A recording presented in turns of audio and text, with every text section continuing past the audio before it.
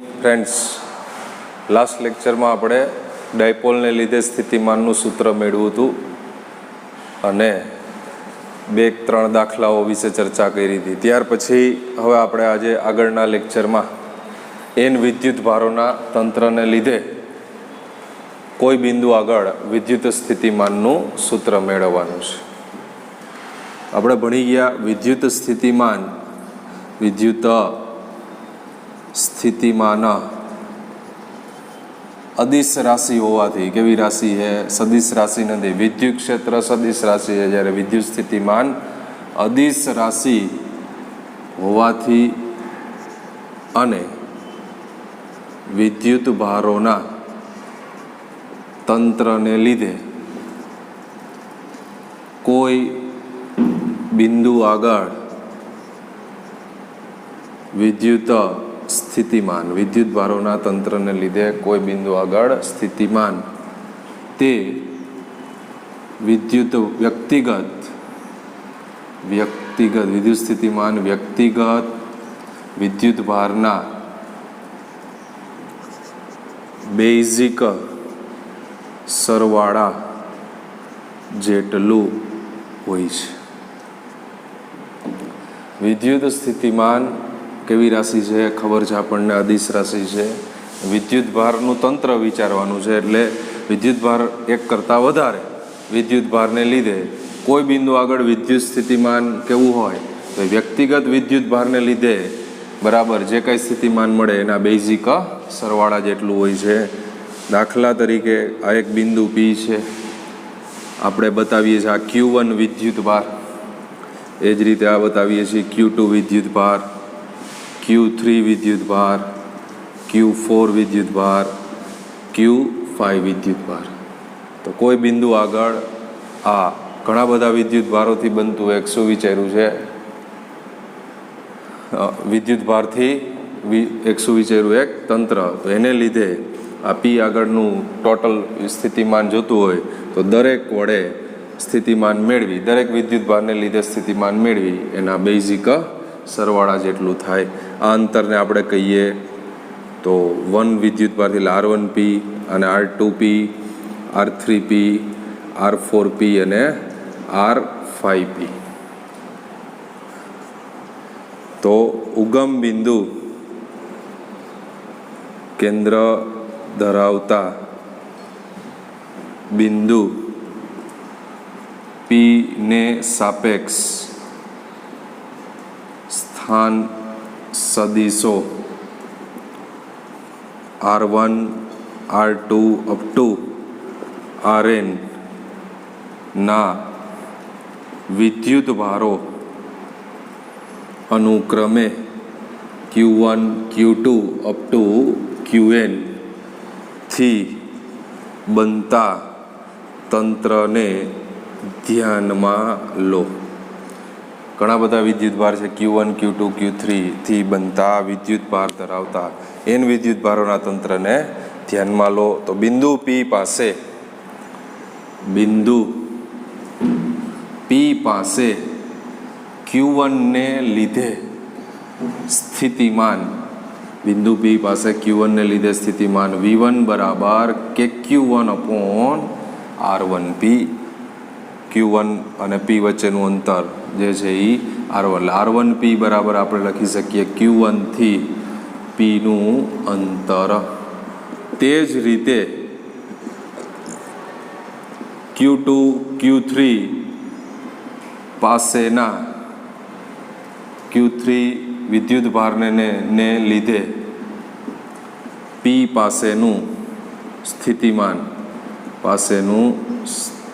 સ્થિતિમાન કેવું હોય તો V2 બરાબર KQ2 અપોન R2P, V3 બરાબર KQ3 upon R3P up to.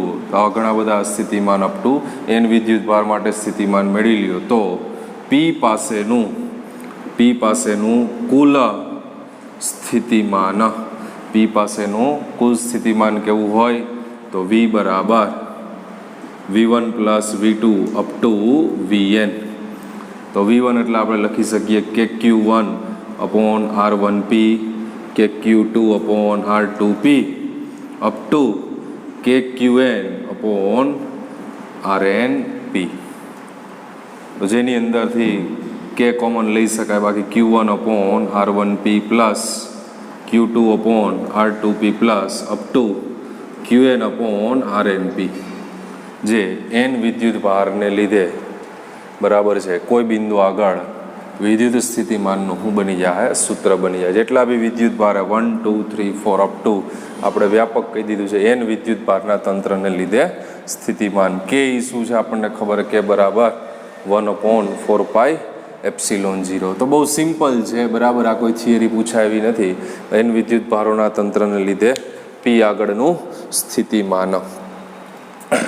ત્યાર પછીના આ પોઈન્ટની અંદર પહેલા ચેપ્ટરમાં તમે ભણી ગયા છો એનો ઉપયોગ છે સમાન વિદ્યુતભાર વિતરણ ધરાવતું ગોળાકાર કવચની અંદર તથા બહારના બિંદુએ વિદ્યુત સ્થિતિમાનના સૂત્ર. તો સમાન વિદ્યુત ભારિત ગોળાકાર કવચ, સમાન વિદ્યુત ભારિત ગોળાકાર કવચ માટે કવચની બહાર વિદ્યુત ક્ષેત્ર, જાણે કે કવચનો બધો વિદ્યુત ભાર કેન્દ્ર પર કેન્દ્રિત થયેલો હોય તે પરથી જે ક્ષેત્ર મળે તેના જેટલો હોય છે. આ તમે પહેલા ચેપ્ટરમાં ભણી ગયા હો. સમાન વિદ્યુત ભારિત ગોળાકાર કવચ માટે કવચની બહાર વિદ્યુત ક્ષેત્ર, જાણે કે કવચનો બધો વિદ્યુત ભાર કેન્દ્ર ઉપર કેન્દ્રિત થયેલો હોય એ ઉપરથી જે કંઈ ક્ષેત્ર મળે એના જેટલું શું હોય છે? વિદ્યુત ક્ષેત્ર હોય છે. તો આર ત્રિજ્યાના ગોળાકાર કવચ પરનો કુલ વિદ્યુત ભાર Q હોય તો ગોળાની સપાટીની બહાર વિદ્યુત સ્થિતિમાન. આર ત્રિજ્યાનો આપણે ગોળો કીધો છે, કેપિટલ આર ત્રિજ્યાના ગોળા પરનો ગોળાકાર કવચ પરનો કુલ વિદ્યુત ભાર Q હોય તો ગોળાની સપાટીની બહાર વિદ્યુત સ્થિતિમાન બરાબર છે કેવું હોય? V બરાબર કે Q અપોન R, અને જ્યાં R is greater than or equals to R. સપાટીની બહાર એટલે એ અંતરને આપણે સ્મોલ r કહી દીધું હોય તો V બરાબર કે Q અપોન R. હવે આપણે સપાટીની અંદર, તો કવચની અંદર તો વિદ્યુત ક્ષેત્ર કેવું હોય છે? આપણને ખબર છે વિદ્યુત ક્ષેત્ર કેવું હોય છે?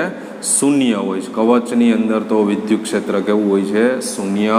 તેથી કવચની અંદરના દરેક બિંદુએ સ્થિતિમાન કેવું રહે છે? અચળ, અથવા તો કેવું રહે છે? સમાન. કવચની અંદરના દરેક બિંદુએ જે છે, કારણ કે કવચની અંદર વિદ્યુત ક્ષેત્ર હંમેશા કેવું હોય છે? શૂન્ય. તો અંદરના દરેક બિંદુએ કેવું હોય તો સ્થિતિમાન અચળ અથવા તો કેવું રહે છે? સમાન રહે છે. કારણ કે વિદ્યુત ભારને કવચમાં ગતિ કરાવવા માટે કોઈ કાર્ય કરવું પડતું નથી. કાર્ય શૂન્ય બરાબર, તો એના આધારે વિદ્યુત ક્ષેત્ર શૂન્ય, અને વિદ્યુત ક્ષેત્ર શૂન્ય તો કવચની અંદર સ્થિતિમાન શૂન્ય કહી શકાય. એટલે સ્થિતિમાન અચળ, એટલે એને કેવું કહીએ ગાય? સમાન. તો કવચની અંદરનું સ્થિતિમાન કેવું હોય તો કેટલું કહીએ ગાય? તો કે સપાટી પરના સ્થિતિમાન જેટલું હોય છે. કવચની અંદરનું સ્થિતિમાન કેવું હોય તો સપાટી પરના સ્થિતિમાન જેટલું હોય છે. તો સપાટી પરનું સ્થિતિમાન બરાબર છે કેવું હોય તો કે V બરાબર કે Q upon R, capital R. સપાટી પરનું સ્થિતિમાન એટલે કવચની ત્રિજ્યા આપણે કેપિટલ R લીધી છે, તો શું કહી શકાય? કે Q અપોન R. તો આવું ધોરણ 11માં બી ભણ્યા હતા આપણે ગુરુત્વાકર્ષણ બળમાં ગુરુત્વીય સ્થિતિમાન, એમાં બી આ જ કન્સેપ્ટ હતો અને અહીંયા બી એ જ કન્સેપ્ટ છે, એને રિલેટેડ જ બે વાત એક જ સરખી છે. તો ગુરુત્વીય સ્થિતિમાન કયો કે વિદ્યુત સ્થિતિમાનને રિલેટેડ આપણે ચર્ચા કરીએ છીએ, બેના ગ્રાફ સેમ જ આવે. તો અહીંયા પણ આપણે વી વિરુદ્ધ આરનો આલેખ દોરવો છે, વિદ્યુત સ્થિતિમાન વિરુદ્ધ અંતર, વિદ્યુત સ્થિતિમાન વિરુદ્ધ વી વિરુદ્ધ આરનો આલેખ. તો એમાં 3 ભાગ કીધા આપણે, R less than R, R બરાબર આર અને આર ગ્રેટર ધેન આર. તો સપાટીની અંદર અને સપાટી સુધી એટલે આર બરાબર capital R, R less than capital R અને છેલ્લું આવશે આર ગ્રેટર ધેન આર. 3 શક્યતાઓ છે. તો આપણે જોયું સપાટી સુધી તો સ્થિતિમાન કેવું રહે છે, અચળ, બદલાતું નથી. અંદરના બધા બિંદુએ સ્થિતિમાન કેવું રહે છે, એક સરખું. અને કેના જેટલું હોય છે તો કે સપાટી પરના સ્થિતિમાન જેટલું હોય છે. અને ત્યારબાદ આર ગ્રેટર ધેન આર બરાબર છે ત્યારે એમાં ફેરફાર થાય. તો એમાં ફેરફાર થાય તો આરના કેવા પ્રમાણમાં, વી બરાબર, સૂત્ર તો આપણે જોયું કે ક્યુ અપોન આર પરથી એના કેવા પ્રમાણમાં થાય, વ્યસ્ત પ્રમાણમાં. તો વ્યસ્ત પ્રમાણમાં એટલે આલેખ જે છે એ કેવો કહી ગાય, અતિવલય આકાર કહી ગાય. તો આ જે આલેખ છે એ બરાબર છે કેના આધારે આપણે બતાવ્યો છે તો કે વિદ્યુત સ્થિતિમાન વિરુદ્ધ અંતર. આટલો ભાગ છે એ કવચની અંદરનો, આ કવચની સપાટી પર, અને આ જે છે એ કવચની બહાર. કવચની અંદર એટલે આર લેસ ધેન આર બરાબર, એટલે સ્મોલ આર કરતાં કેપિટલ આર કેવો છે, નાનો છે બરાબર છે. કેપિટલ આર સ્મોલ આર નાનો છે, અહીંયા સ્મોલ આર મોટો છે, અને અહીંયા આર બરાબર આર. તો 3 શક્યતા. આવો જ આલેખ આપણે ગુરુત્વીય સ્થિતિમાન વિરુદ્ધ અંતરનો આલેખ દોર્યો હતો, ફાઈ વિરુદ્ધ આર, ફાઈ બરાબર -gm અપોન આર, ત્યાં સૂત્ર હતું. તો એ જ કન્સેપ્ટ આરે અહીંયા વિદ્યુત સ્થિતિમાન વિરુદ્ધ અંતરનો આલેખ. તો ખાસ યાદ રાખશો MCQ માટે, વિદ્યુત ક્ષેત્ર કવચની અંદર હંમેશા વિદ્યુત ક્ષેત્ર કેવું હોય છે, શૂન્ય. તો એટલા માટે સ્થિતિમાન દરેક બિંદુએ કેવું કહી શકાય, અચળ. કારણ કે આ સૂત્ર આપણે આગળ ભણશું, E બરાબર -dv અપોન dr. જો વિદ્યુત ક્ષેત્ર શૂન્ય હોય તો -dv/dr બરાબર શું થઈ જાય, 0. મતલબ dv/dr બરાબર 0. તો વિકલન 0 કેનું હોય, એ રાશિ કેવી હોય, અચળ. એટલે વિદ્યુત સ્થિતિમાન આપણે કેવું કહીએ ગઈએ, અચળ અથવા એક સમાન કહીએ ગઈએ. આમ કવચની અંદરનું સ્થિતિમાન કેવું હોય તો એ સપાટી પરના સ્થિતિમાન જેટલું જ હોય છે. આલેખને પણ ધ્યાનમાં રાખશો, MCQની અંદર ક્યારેક પૂછી શકાય. ચાલો, ત્યાર પછીનો ટોપિક છે સમસ્થિતિમાન પૃષ્ઠ. MCQ માટે ઉપયોગી છે સમસ્થિતિમાન પૃષ્ઠ. તો સમસ્થિતિમાન પૃષ્ઠ કેને કહેવાય તો કે જે પૃષ્ઠ પરના, પૃષ્ઠ અથવા તો સપાટી, જે પૃષ્ઠ પરના બધા બિંદુએ વિદ્યુત સ્થિતિમાન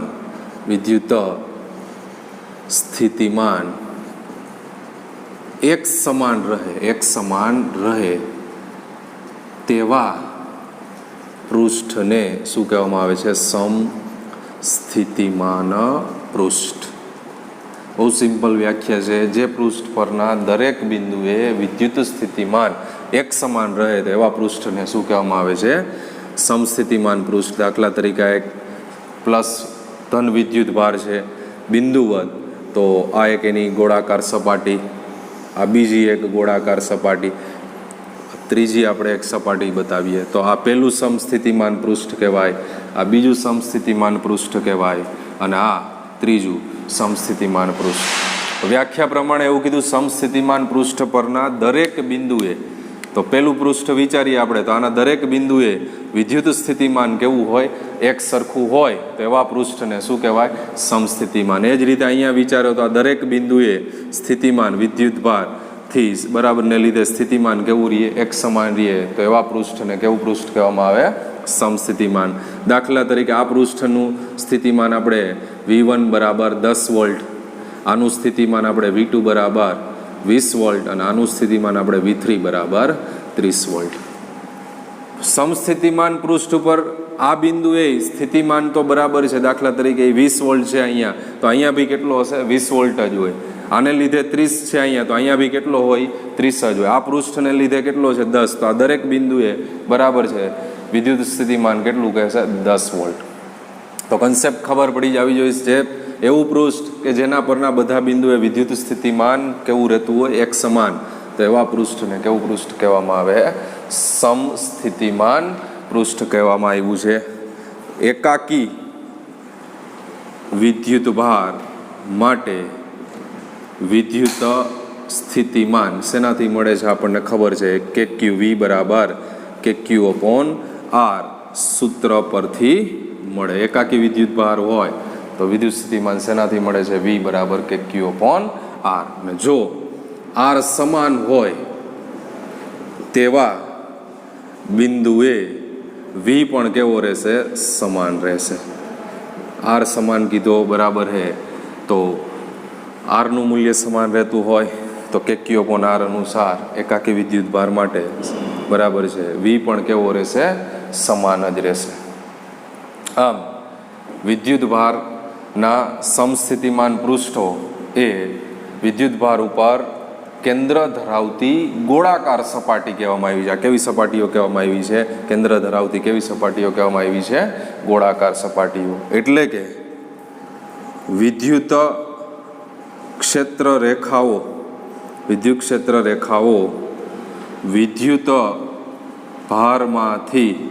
વિદ્યુત ભારથી ઉત્પન્ન થતી અથવા વિદ્યુત ભારમાં અંત પામતી ક્ષેત્ર રેખાઓ જોઈ ગઈ છે. વિદ્યુત ક્ષેત્ર રેખા આપણે કહીએ તો ધન વિદ્યુત ભાર છે એટલે એમાંથી કાં તો શું કહે ગાય?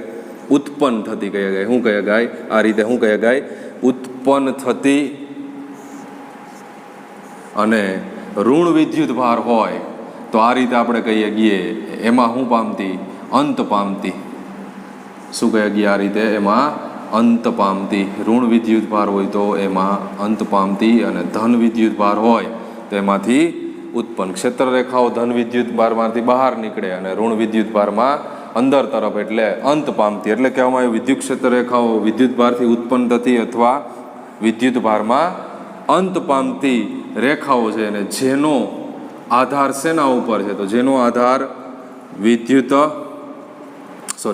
ભાર ધન છે કે ઋણ તેના પર છે. જેનો આધાર શેના ઉપર છે? જો ધન વિદ્યુત ભાર હશે બરાબર તો વિદ્યુત ભારથી ઉત્પન્ન થતી, અને ઋણ વિદ્યુત ભાર હશે તો વિદ્યુત ભારમાં અંત પામતી શું કહીએ ગયા આપણે? ક્ષેત્ર રેખાઓ છે. એટલે કે જેનો આધાર શેના ઉપર છે? વિદ્યુત ભાર ધન છે કે ઋણ ઉપર છે એના ઉપર આધાર રાખે છે. એટલે કે વિદ્યુત ક્ષેત્ર રેખાઓ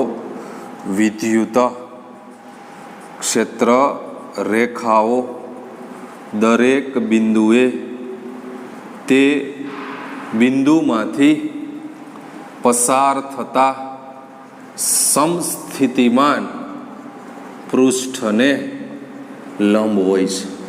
શું કહેવા માંગે છે? એટલે કે વિદ્યુત ક્ષેત્ર રેખાઓ, આ બધી જ વિદ્યુત ક્ષેત્ર રેખાઓ દરેક બિંદુએ તે બિંદુમાંથી પસાર થતું, આ બિંદુમાંથી પસાર થતું સમસ્થિતિમાન પૃષ્ઠ ને શું હોય છે? લંબ હોય છે. આ રીતે કહેવાનો મતલબ તે બિંદુએથી પસાર થતા દરેક બિંદુએ તે બિંદુમાંથી પસાર થતા સમસ્થિતિમાન પૃષ્ઠને કેવું હોય છે? લંબ હોય છે. શું કામ? તો કે વિદ્યુત ક્ષેત્ર રેખાઓ બરાબર છે ધન વિદ્યુત ભારમાંથી ઉત્પન્ન થાય અને ઋણ વિદ્યુત ભારમાં અંત પામે. જેનો આધાર શેના ઉપર કીધો આપણે? વિદ્યુત ભાર ધન છે કે ઋણ. આમ વિદ્યુત ક્ષેત્ર રેખાઓ દરેક બિંદુએ તે બિંદુમાંથી પસાર થતા સમસ્થિતિમાન પૃષ્ઠને લંબ હોય છે. એ પણ આપણે તમને સાબિત કરીને બતાવી દઈએ કે વિદ્યુત ક્ષેત્ર રેખાઓ બરાબર છે દરેક બિંદુએ તે બિંદુમાંથી પસાર થતા પૃષ્ઠને કેવું હોય છે? લંબ હોય છે. આમ સમાન વિદ્યુત ભારમાંના વિદ્યુત ક્ષેત્રમાં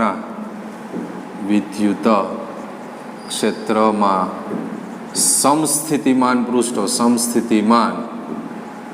પૃષ્ઠોને લંબ એવા પરસ્પર સમાંતર સમતલો છે.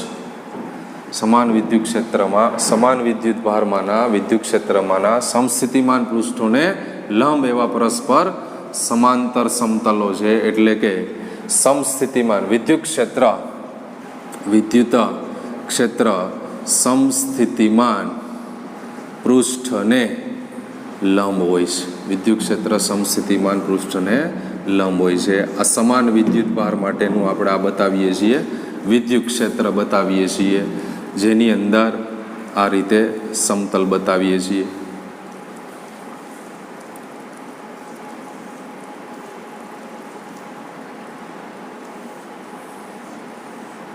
તો કહેવાનો મતલબ છે પૃષ્ઠોને લંબ એવા પરસ્પર કેવા સમતલો છે?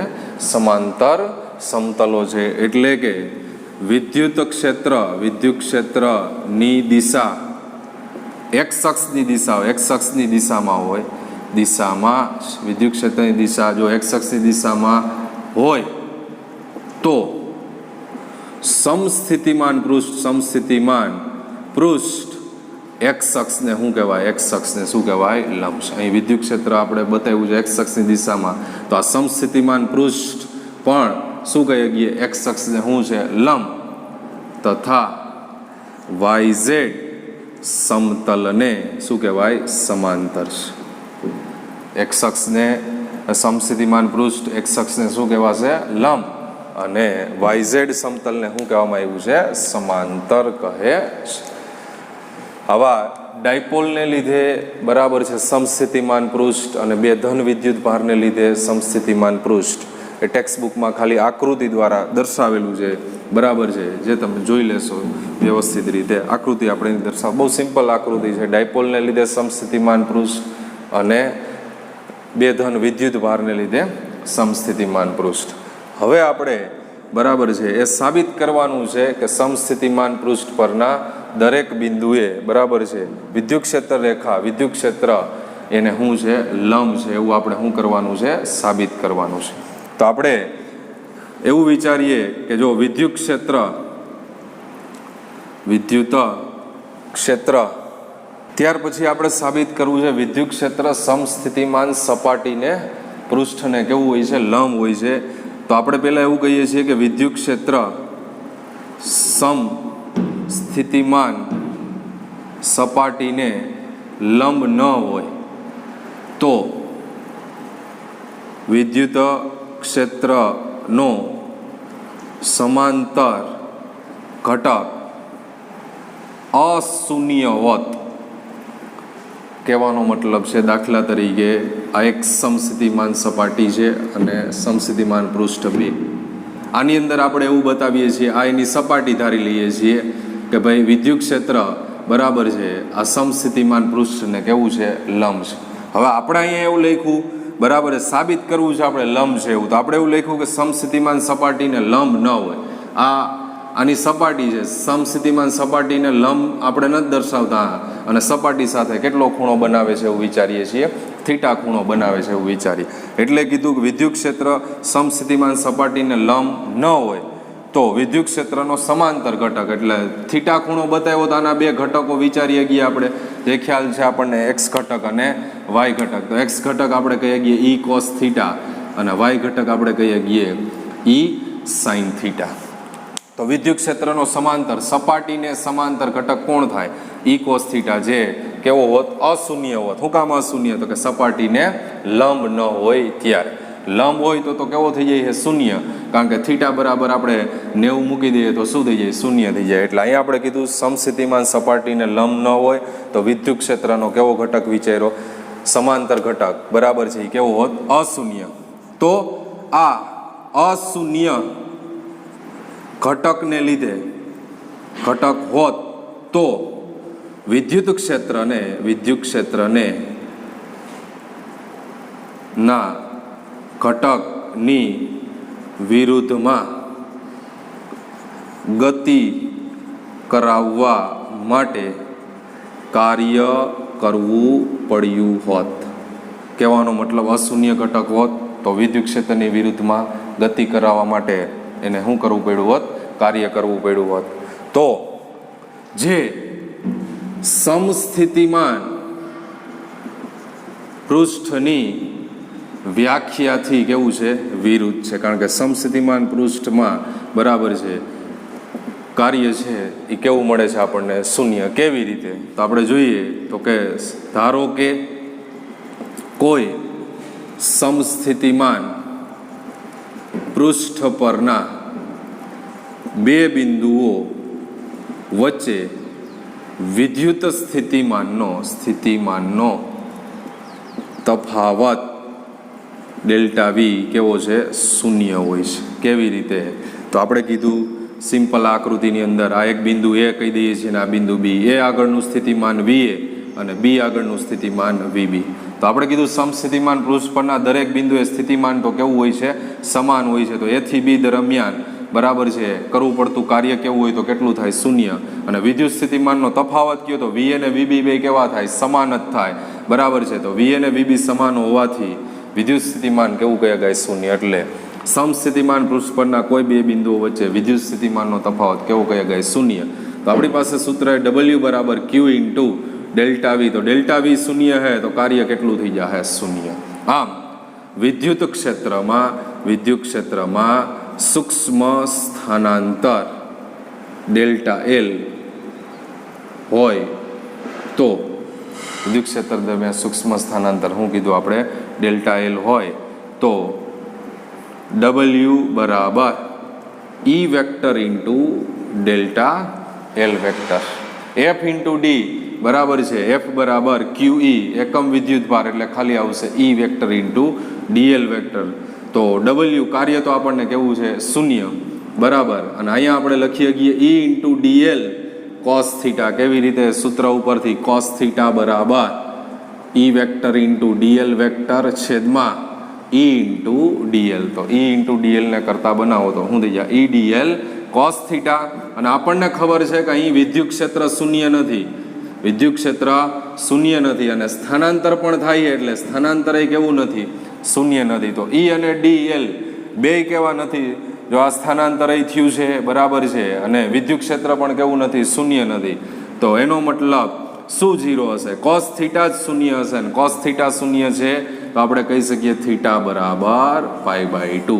એટલે કહેવામાં આવ્યું સમસ્થિતિમાન પૃષ્ઠ પરના દરેક બિંદુએ વિદ્યુત સ્થિતિમાન એને કેવું હોય છે? લંબ હોય છે.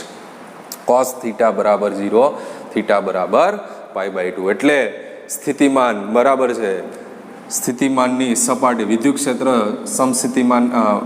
સમસ્થિતિમાન પૃષ્ઠને કેવું હોય છે? લંબ હોય છે. લંબ નહોતું તો આપણે જોયું તેનો ઘટક લેવો પડે. એ અશૂન્ય હોય તો કાર્ય થાય. બરાબર છે. પરંતુ કોઈ પૃષ્ઠ વિચારીએ તો એને ધ્યાનમાં રાખીને સ્થિતિમાનના મૂલ્યનો તફાવત કેવો મળ્યો? શૂન્ય. તો કાર્ય કેવું થાય છે?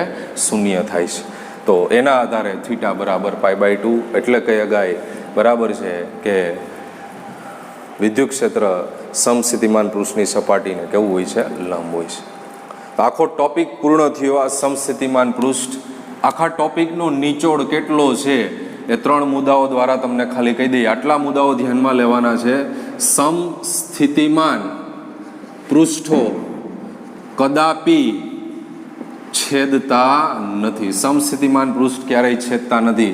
આ એક પૃષ્ઠ બરાબર છે, આ બીજું પૃષ્ઠ બરાબર. આ રીતે હું આમ ના લખી શકું. બરાબર છે. આનો મતલબ તો એ બે એકબીજાને શું કરવા માંડ્યા? છેદવા માંડ્યા. કે આનો ભાઈ વિદ્યુત સ્થિતિમાન 10 હોય, આનું 8 હોય તો આ બિંદુએ સ્થિતિમાન આપણે શું વિચારવું? એટલે સમસ્થિતિમાન પૃષ્ઠો ક્યારેય એકબીજાને છેદતા નથી. ખાસ ધ્યાનમાં રાખશો.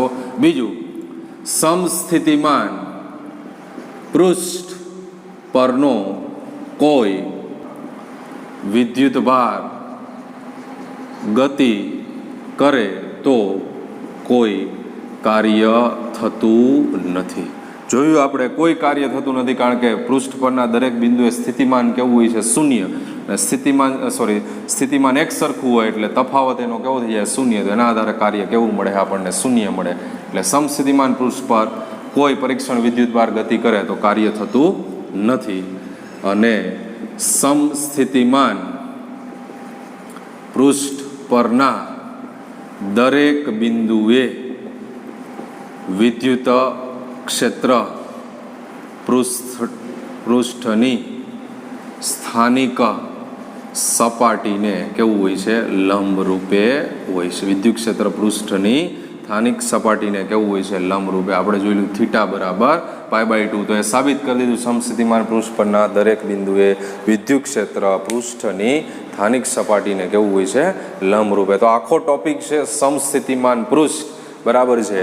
મેઇન એના ત્રણેય મુદ્દા છેલ્લે આપણે એનો કન્સેપ્ટ છે, બરાબર છે. તો વ્યવસ્થિત ધ્યાનથી થિયરેટિકલ પોઈન્ટ છે, MCQ માટે ઉપયોગી છે. ઉદાહરણ નંબર 2.3 સરસ મજાનું ઉદાહરણ છે, સમજવા જેવું છે. આડેધડ પ્રશ્નનો જવાબ આપી શકાય નહીં, એકદમ ધ્યાનથી સમજવા જેવું ઉદાહરણ આપેલું છે. 4 માર્કના પ્રશ્નની અંદર પૂછવું હોય તો એ પૂછી શકાય, અને આની અંદરથી MCQ તરીકે કોઈ બી પ્રશ્ન બનાવી અને પૂછવો હોય તો પણ પ્રશ્ન પૂછી શકાય. હવે 2 આકૃતિ છે આપણી સામે.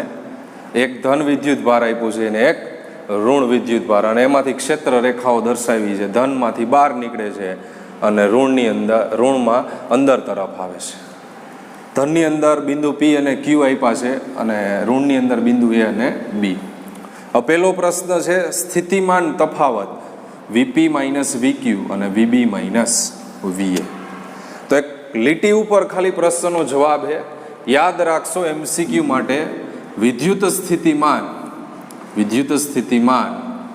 હંમેશા વિદ્યુત ક્ષેત્રની દિશામાં ઘટે. આના ઉપર સીધો જવાબ મળી જાય આપણને. વિદ્યુત સ્થિતિમાન વિદ્યુત ક્ષેત્રની દિશામાં હંમેશા ઘટે. તો વિદ્યુત ક્ષેત્રની દિશા આપણે વિચારીએ, બરાબર છે. તો એ ક્યાં છે? દેખાય છે આપણને આકૃતિની અંદર. મતલબ P થી ને Q તરફ જઈએ છે તો વિદ્યુત ક્ષેત્ર જે P આગળ સ્થિતિમાન હશે એના કરતાં Q આગળ કેવું થાય? એનો મતલબ ઓછું થાય, કારણ કે સ્થિતિમાન ક્ષેત્રની દિશામાં ઘટે. તો પહેલા બિંદુ કયું છે? P, અને પછી બિંદુ કયું છે? Q. તો Q દૂર છે અને P પહેલા છે, તો P પાસે જે સ્થિતિમાન છે એના કરતાં Q પાસે કેવું થશે? ઓછું થશે. તો સીધું કહી શકીએ આપણે VP is greater than VQ, અને તેથી VP - VQ is greater than 0, અને તેથી VP - VQ એ કેવું છે? ધન છે. આ વાક્યની મદદથી છે. વાક્ય આટલું જ છે, સ્થિતિમાન હંમેશા ક્ષેત્રની દિશામાં ઘટે. મતલબ આનાથી હજી ત્રીજું બિંદુ મૂકીએ તો Q કરતાં એની પાસે પાછું ઓછું સ્થિતિમાન થઈ જાય. એનાથી આગળ વિચારો તો મતલબ સ્થિતિમાન શું થતું જાય? ઘટતું જાય. તો પહેલું બિંદુ છે એની આગળ સૌથી શું હશે? વધારે. તો VP ગ્રેટર ધેન VQ. અથવા તમે આ સૂત્રની મદદથી પણ જઈ શકો V બરાબર KQ/R. તો V ચલે છે 1/R, અને અંતરના આધારે પણ સ્થિતિમાનનો જવાબ આપી શકો. જેમ અંતર ઓછું એમ સ્થિતિમાન શું થાય? વધારે. પણ વાક્ય તરીકે યાદ રાખો તો ધી બેસ્ટ, ઝડપથી તમને આન્સર મળી જાય. એટલે પહેલો પ્રશ્ન હતો એની અંદર. એ જ રીતે એમાં ને એમાં બીજો પ્રશ્ન છે VB - VA. હવે બીજી આકૃતિ જોવાની થાય. તો આપણે કીધું ક્ષેત્રની દિશામાં સ્થિતિમાન ઘટે. તો અહીં ક્ષેત્ર ક્યાં છે? અંદર તરફ, બરાબર છે. તો B પાસે સ્થિતિમાન કેવું હશે? વધારે. A પાસે કેવું થઈ જાય? ઓછું. ક્ષેત્રની દિશા ક્યાં છે? દેખાય આકૃતિમાં અંદર તરફ. તો B પાસેનું સ્થિતિમાન સૌથી વધારે, ત્યારબાદ A પાસે, હજી ત્રીજું બિંદુ મૂકવું અહીંયા કદાચ C, ત્યારબાદ C પાસે. તો સૌથી ઓછું સ્થિતિમાન કેના પાસે કહીએ ગઈએ? C પાસે. અને સૌથી વધુ કેના પાસે કહીએ ગઈએ? B પાસે. તો સમજી શકાય એવું છે. અહીંયા ધન વિદ્યુત ભાર હતો, અહીંયા ઋણ છે, બરાબર. જોજો, યાદ નથી રાખવાનું, વાક્ય બરાબર છે જે કીધું છે એ કન્સેપ્ટને યાદ રાખો એટલે જવાબ મળે.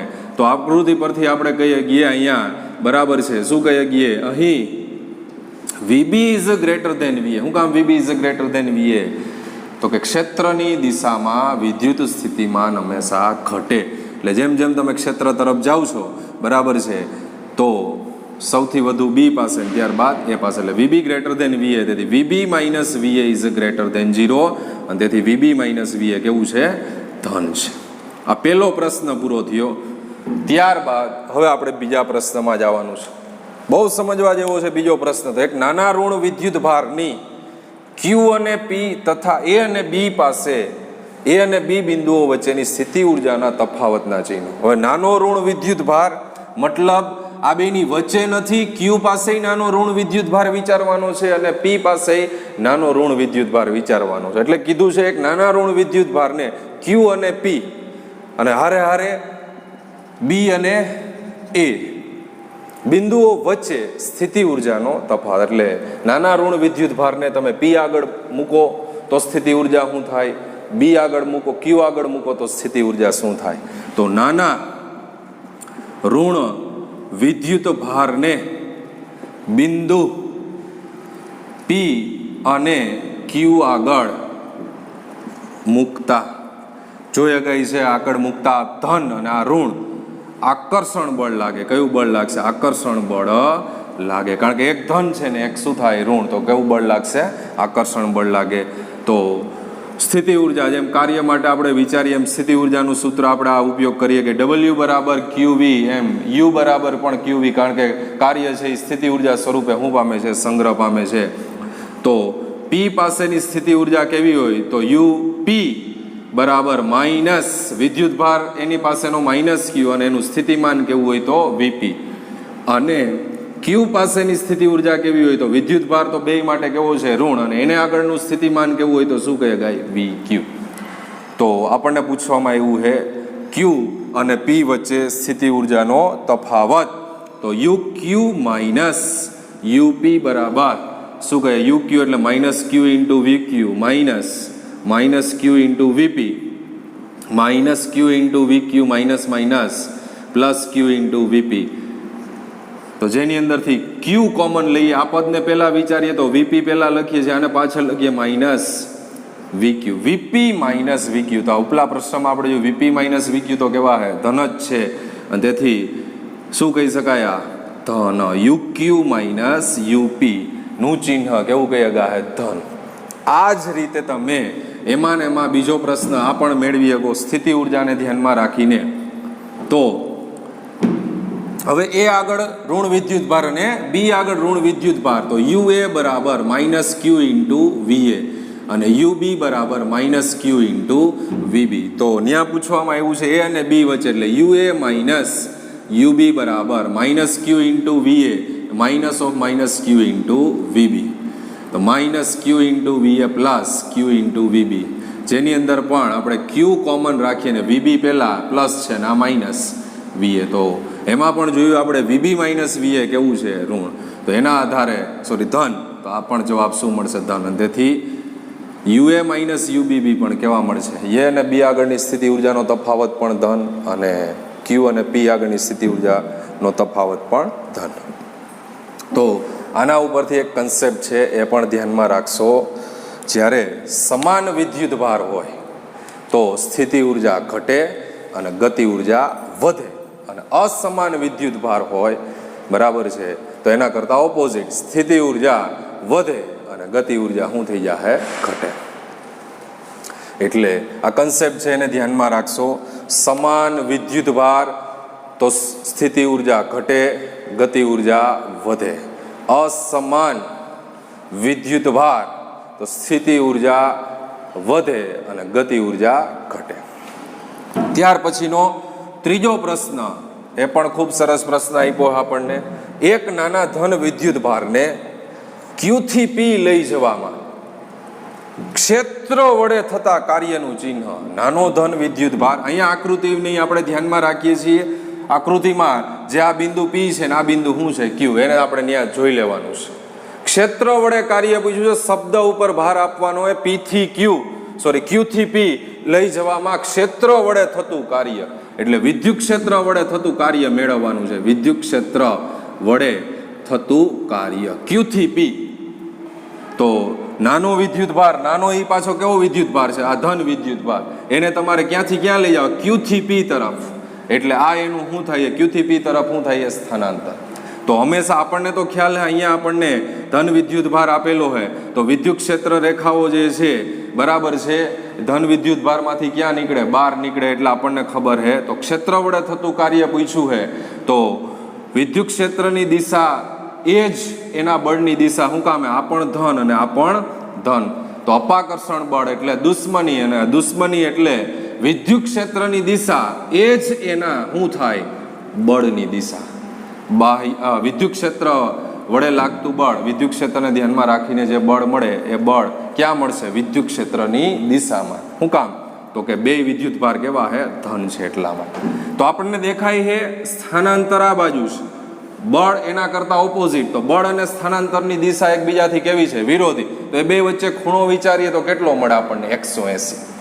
તો કાર્ય W બરાબર F × R cos θ. ખૂણો આપણી પાસે બળ અહીંયા એફ સ્થાનાંતર આર અને ખૂણો 180. 180 શું કામે દેખાય આપણને? સ્થાનાંતર અને બળની દિશા. બહુ સિમ્પલ રીતે સમજાવવાનો પ્રયત્ન આ ક્યાંય આપ્યું નથી, બરાબર છે.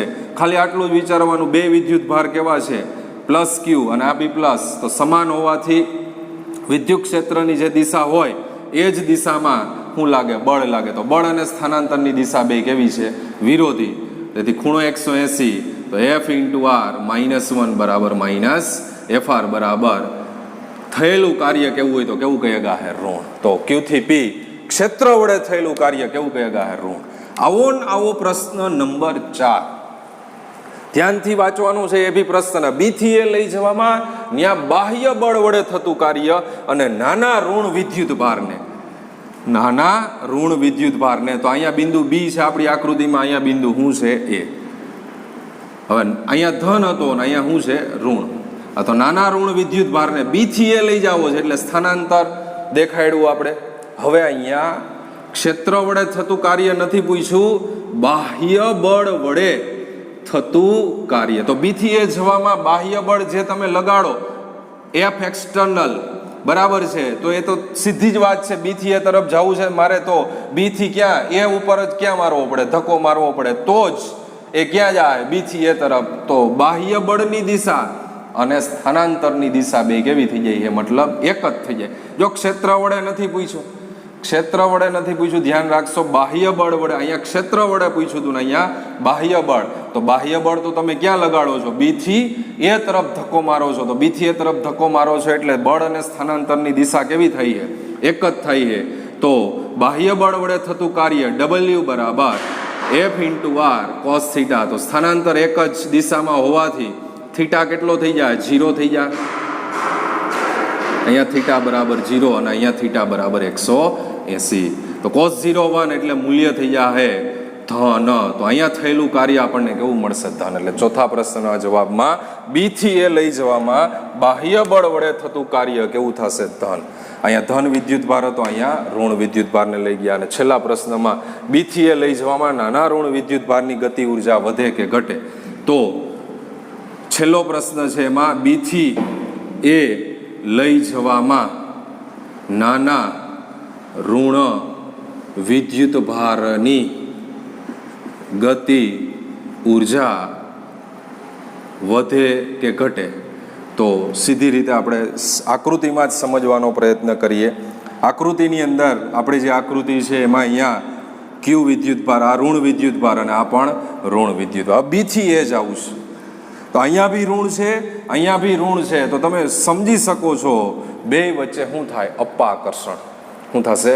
અપાકર્ષણ. તો આની તરફ જવું હોય તો ગતિ ઉર્જામાં વેગ વધે તો ગતિ ઉર્જા વધે અને વેગ ઘટે તો ગતિ ઉર્જા ઘટે. તો અપાકર્ષણ બળ હોય, બરાબર છે, તો સીધી જ વાત છે અપાકર્ષણને લીધે વેગમાં શું થતો હોય છે? ઘટાડો. ઝડપથી એની નજીક નહીં જાય, ધીમે ધીમે જાય એટલે વેગ ઘટે તો ગતિ ઉર્જા શું થાય? ઘટે. અને એ જ રીતે આ જ જગ્યાએ તમે અહીંયા ધન વિદ્યુત ભાર વિચારો તો અહીંયા માઇનસ અને અહીંયા પ્લસ. તો બે વચ્ચે શું થાય? આકર્ષણ. આકર્ષણ બળને લીધે વેગમાં શું થાય? વધારો થાય. વેગમાં વધારો તો ગતિ ઉર્જામાં વધારો. તો અહીં ઋણ વિદ્યુત ભાર હોવાથી, ઋણ વિદ્યુત ભારને હોવાથી અપાકર્ષણ બળને લીધે, અપાકર્ષણ બળને લીધે બી થી એ તરફ જતા ગતિ ઉર્જા ઘટે. બી થી ને એ તરફ તમારે જવું છે. અપાકર્ષણ, કારણ કે બે વિદ્યુત ભાર કેવા છે? ઋણ. તો એને લીધે ગતિ ઉર્જામાં શું થાય? ઘટાડો થાય. જો મેં એ કીધું કે ધન વિદ્યુત ભાર મૂકી દેવામાં આવે તો હું વિચારીએ કે આકર્ષણ બળ, આકર્ષણ બળને લીધે વેગ એની ઝડપથી નજીક જાય તો વેગ વધ્યો અને વેગ વધ્યો તો ગતિ ઉર્જા વધે. તો આખો કન્સેપ્ટ અહીંયા પૂરો થાય છે, બરાબર છે. સમાન વિદ્યુત ભારમાં, બરાબર છે, સમાન વિદ્યુત ભારને લીધે ગતિ ઉર્જા, સ્થિતિ ઉર્જા વધે જ્યારે ગતિ ઉર્જામાં ઘટાડો થાય. અને અસમાન વિદ્યુત ભાર તો સ્થિતિ ઉર્જા, બરાબર છે, ઘટે અને ગતિ ઉર્જામાં શું થાય? વધારો થાય. એ કન્સેપ્ટને ધ્યાનમાં રાખશો. ખૂબ સરસ મજાનું ઉદાહરણ 2.3 આપ્યું હોય, ધ્યાનથી સમજો અને MCQ માટે બી ઉપયોગી અને 4 માર્કના પ્રશ્ન માટે બી ઉપયોગી.